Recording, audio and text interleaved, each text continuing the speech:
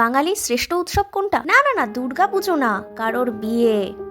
হ্যাঁ মানে বাড়িতে কারোর যদি বিয়ে ঠিক হয় আর তাহলে উৎসব শুরু হয়ে যায়। কোন দিন কি ড্রেস পরবে, কি মেকআপ করবে। আরে আমার দাদা ভাইয়ের যখন বিয়ে ঠিক হয়েছে, কি হয়নি, আমরা ঠিক তার 2 বছর আগের থেকেই পুরো ড্রেস কিনে একদম মেকআপ আর্টিস্ট ঠিক করে রেডি ছিলাম। উৎসব বলে কথা। দেখো গাইস, আমি কিন্তু দুর্গাপুজোর পয়েন্ট কমিয়ে দিচ্ছি না। দুর্গাপুজো অবশ্যই বাঙালির শ্রেষ্ঠ উৎসব। আমরা প্রতি বছর দশমীর দিন থেকে অপেক্ষা করে থাকি নেক্সট ইয়ার কবে পুজোটা আসবে। কিন্তু কারো যদি বিয়ে হয়ে যায়, আমরা তো আর নেক্সট ইয়ার অপেক্ষায় থাকি না যে নেক্সট ইয়ার সে কবে বিয়ে করবে। হ্যাঁ, অ্যানিভার্সারি পালন হয়, বাট বিয়ের একটা আলাদাই মজা। যাই হোক, তো টপিকে আসি। ওহো, কি যেন একটা ভুলে যাচ্ছি বলে মনে হচ্ছে। আরে আমার ইন্ট্রো।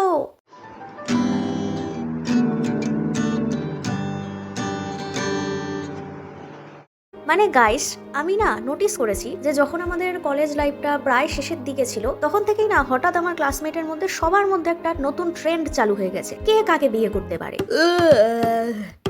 খুব বোর লাগছে, যাই বিয়ে করে ফেলি। না মানে ওয়াই এত চুলকানি কিসের? হ্যাঁ, আরে সিঙ্গেল লাইফটা এনজয় করছিলিস, কত ভালো ছিলিস, এই এত সুন্দর সিঙ্গেলত্ব এত তাড়াতাড়ি বিসর্জন দেওয়ার এত ইচ্ছে তোদের ভাই। আমি লিটারালি ডেইলি ফেসবুক ইনস্টাগ্রাম যখনই খুলে দেখছি ঘবা একটার পর একটা সব বিয়ে করে নিচ্ছে। তবে এদের মধ্যে বেশিরভাগটাই অ্যারেঞ্জ ম্যারেজ, আবার অনেককে দেখছি কাকু জেঠু যাকে পাচ্ছে তাকে বিয়ে করে নিচ্ছে। তাদের মধ্যে হয়তো হাতে গোনা 2-1টা তো লাভ ম্যারেজ থাকলেও থাকতে পারে, আর এর মধ্যে কিছু আসে এক্সট্রা অর্ডিনারি গাইস। এরা হচ্ছে গিয়ে 7-8 বছর প্রেম করার পর টপাস করে নতুন একটা আননোন ছেলেকে বিয়ে করে ফেলছে। তবে হ্যাঁ, অনেকেই আছে যারা বিয়ের পরেও একটুও বদলে যায়নি, দেন ভালোই লাগে বেশ।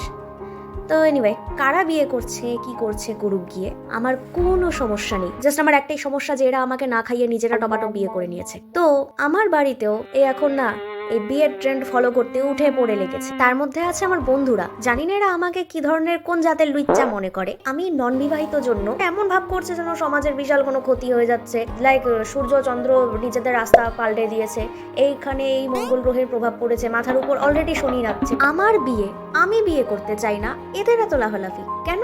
এরা জাস্ট নাচবে আর গান্ডে পিন্ডে গিলবে। আরে বাবা, আমার এই সুখের শান্তির জীবনটা এটা যে তছনছ হয়ে যাবে এই ব্যাপারে ওদের কোনো আফসোস নেই। আর ইদানিং আমার বাড়িতেও এই বিয়ে কবে করবি? আরে করব পরের জন্মে করব। বিয়ে কর বললেই তো আর হয় না, আমার কিছু ডিমান্ডস আছে না। হ্যাঁ, এনিওয়ে দেখো, এমনিতে আমার অনেক হাই ডিমান্ডের জন্য ছেলে পাওয়া মুশকিল, তারপর আবার আমি দেখতে সুন্দর, এই যে আইসে নিজের প্রশংসা করতে। এক্সকিউজ মি, আপনারা তো কোনোদিন আমার প্রশংসা করবেনও না, আমি নিজের প্রশংসাটা করি।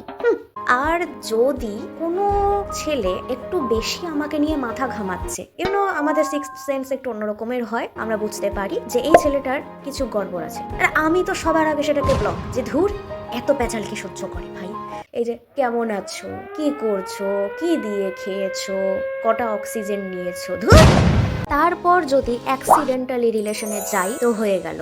একেবারে ম্যানিপুলেট করা থেকে শুরু করে এভরিথিং সে তার নিজের কন্ট্রোলে রাখবে। লাইক আমি কোথায় যাব, কি ড্রেস পরে যাব, কার সাথে কিভাবে কি কথা বলবো, তারপরে ঘুম থেকে উঠে কোন পাটা আমি আগে বিছানার থেকে নামাবো, সেটাও যদি সে ডিসাইড করে। চলবে না ভাই, আমি সিঙ্গেলে অনেক ভালো আছি।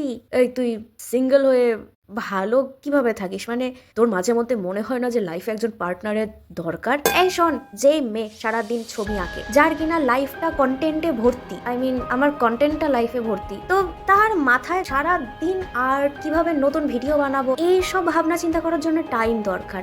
এবার আমি আমার গুরুত্বপূর্ণ টাইম আমি অন্য কারোর উপর স্পেন্ড করতে পারবো না, সরি। তবে হ্যাঁ, আমার যে একেবারেই কোনো ছেলেদেরই পছন্দ না আমি তো সেটা বলছি না। হ্যাঁ, আমার ভালো লাগে, আমারও তোমাদের মতনই ক্রাশ আছে, তাদেরকে আমি ইন্সপিরেশন হিসেবেই রাখি, হয়তো তাদের স্কেচও করি আমি। হ্যাঁ, তো অনেক আজেরা পেঁচাল পারছিস, এবার বল বিয়ে কবে করবি?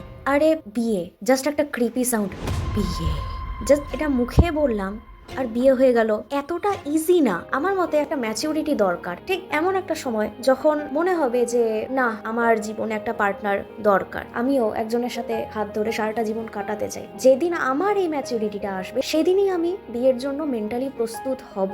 বিয়ে তো আর যার তার সাথে করা যায় না, একজন সেরকম স্পেশাল কোনো মানুষ লাগবে যার হাত ধরে বাকি জীবনটা চলতে পারবো, একজন বন্ধু, একজন কাইন্ড অফ বেস্ট ফ্রেন্ড, যার সাথে আমি এভরিথিং শেয়ার করতে পারবো, যার সাথে আমার পুরোপুরি ভাইব ম্যাচ হবে।